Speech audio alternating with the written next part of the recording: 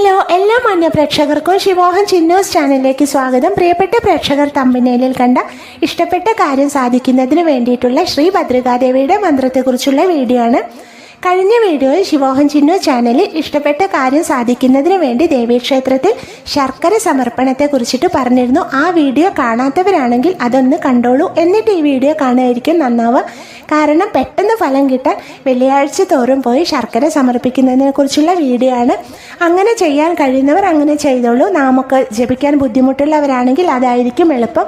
അതെല്ലാം ശർക്കര സമർപ്പിക്കാനും ദേവീക്ഷേത്രത്തിൽ പോകുവാനും എന്തെങ്കിലും അസൗകര്യവും സൗകര്യക്കുറവൊക്കെ ഉള്ള ആളുകളാണെങ്കിൽ ഇങ്ങനെ 36 തവണ 2 നേരം ഈ മന്ത്രം ജപിച്ചാൽ മതി. ശ്രീ ഭദ്രകാദേവിയുടെ മന്ത്രമാണ്, അതീവ ശക്തിയേറിയ മന്ത്രമാണ്, നിസ്സാരമായിട്ട് കാണരുത്.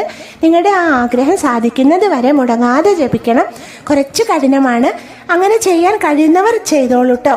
4 വരിയേ മന്ത്രമുള്ളൂ, പക്ഷെ അങ്ങനെ ചെയ്യാൻ പറ്റുമെങ്കിൽ പ്രേക്ഷകർ ചെയ്തോളൂ. പറ്റുമെങ്കിൽ ഈ മന്ത്രമൊക്കെ ചൊല്ലി പുഷ്പാർച്ചന നടത്തുന്നത് നല്ലതാണ് ദേവിക്ക്. നമുക്ക് വീട്ടിലിരുന്നുകൊണ്ട് തന്നെ ചെയ്യാം. കുറച്ച് തെച്ചിപ്പൂവോ ചെമ്പരത്തി പൂവോ ഒക്കെ എടുത്ത് ഈ മന്ത്രം ചൊല്ലിക്കൊണ്ട് നമുക്ക് അർച്ചന നടത്താം.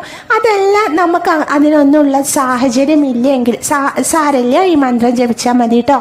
ഇനി മന്ത്രം പറയാം.